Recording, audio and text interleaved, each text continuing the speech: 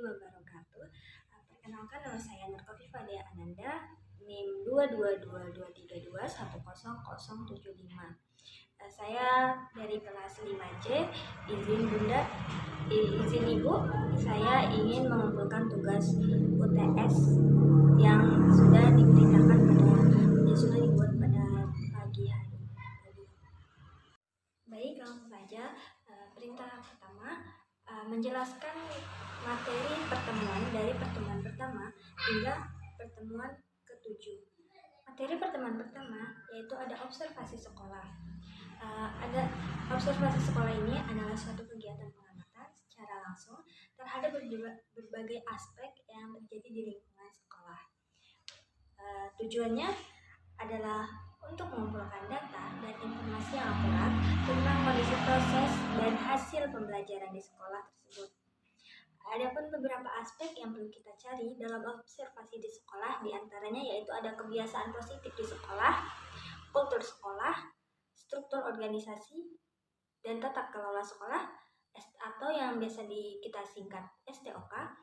Yang keempat yaitu peraturan dan tata tertib sekolah. Yang kelima yaitu ada kulikuler, kokulikuler, dan ekstrakurikuler. Yang selanjutnya yaitu materi pada pertemuan kedua, yaitu membahas tentang persiapan perangkat pembelajaran. Dalam persiapan perangkat pembelajaran ini membahas tentang RPP, Prosem, Prota, dan silabus. Materi yang selanjutnya yang pada pertemuan ketiga yaitu menjelaskan tentang bahan ajar, fungsi bahan ajar, dan manfaat bahan ajar. Materi keempat yaitu membahas tentang manajemen sekolah, dan materi yang kelima yaitu membahas tentang sarana dan prasarana dan fungsi dari sarana dan prasarana tersebut. Sarana yaitu merupakan sesuatu yang merujuk pada alat, perangkat, atau media yang akan digunakan untuk menunjang kegiatan atau bidang tertentu. Sedangkan prasarana merupakan sesuatu yang merujuk pada infrastruktur, fasilitas yang mendukung kegiatan sekolah.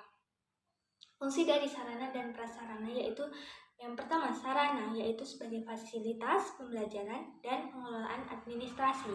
Sedangkan prasarana yaitu fungsinya untuk menyediakan infrastruktur fisik dan mendukung kebutuhan administrasi.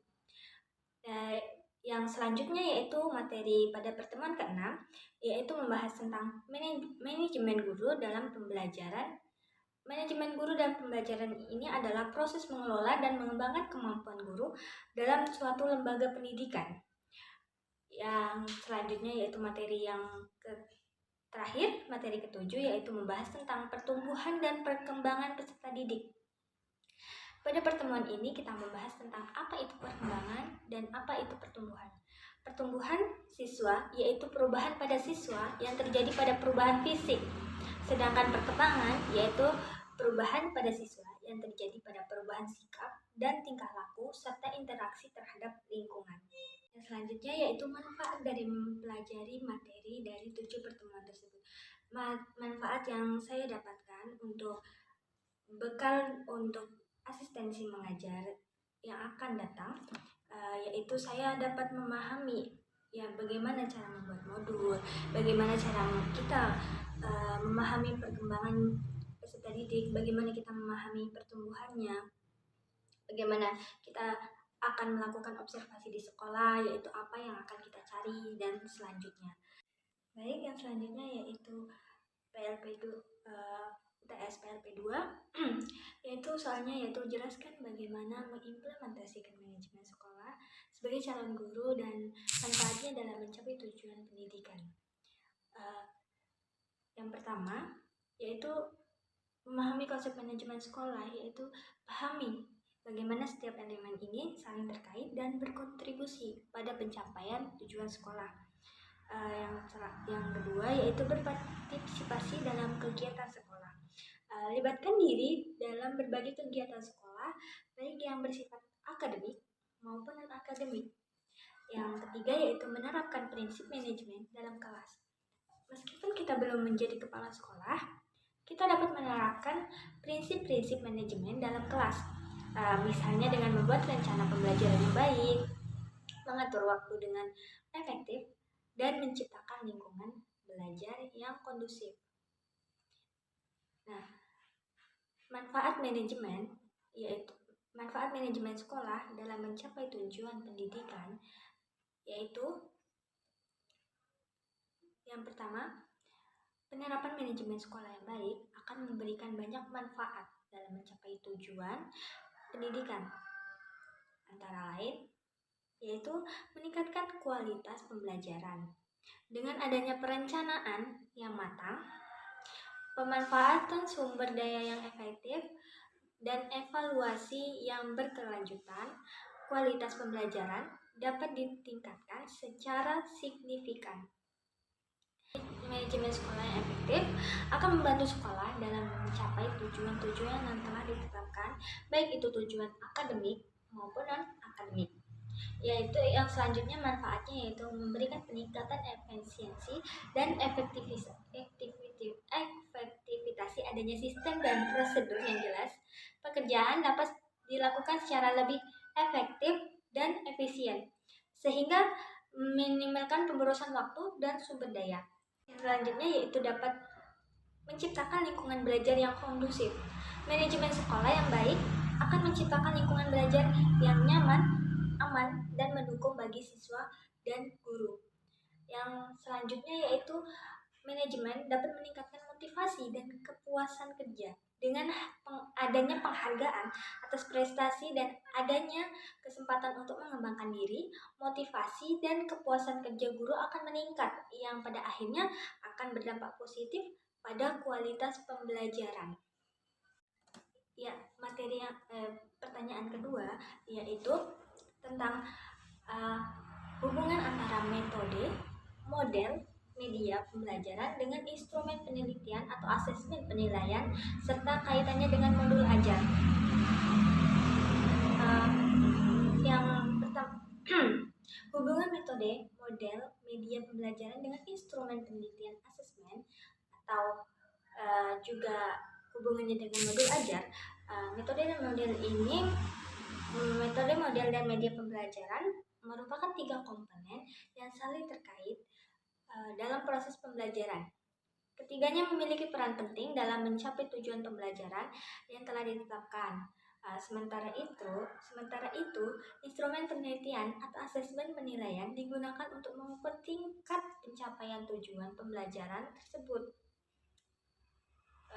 Hubungannya dengan modul ajar, yaitu modul ajar merupakan panduan pembelajaran yang berisi tujuan pembelajaran, materi pembelajaran, kegiatan pembelajaran, dan penilaian.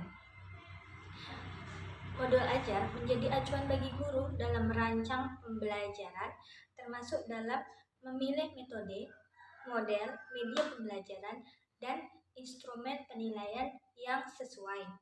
Kenapa modul ajar ini saling berkaitan dengan satu sama lain? Yaitu untuk meningkatkan konsistensi. Semua komponen harus saling mendukung dan konsisten untuk mencapai tujuan pembelajaran. Metode, model, dan media pembelajaran yang dipilih harus sesuai dengan tujuan pembelajaran yang tercantum dalam modul ajar. Instrumen penilaian juga harus diukur dari pencapaian tujuan pembelajaran yang sudah dilakukan dari pengambilan modul ajar. Yang kedua yaitu efisiensi pemilihan metode, model, media, dan instrumen penilaian yang tepat akan meningkatkan efisiensi pembelajaran. Guru tidak perlu menghabiskan waktu untuk mencari-cari bahan atau membuat instrumen penilaian dari awal.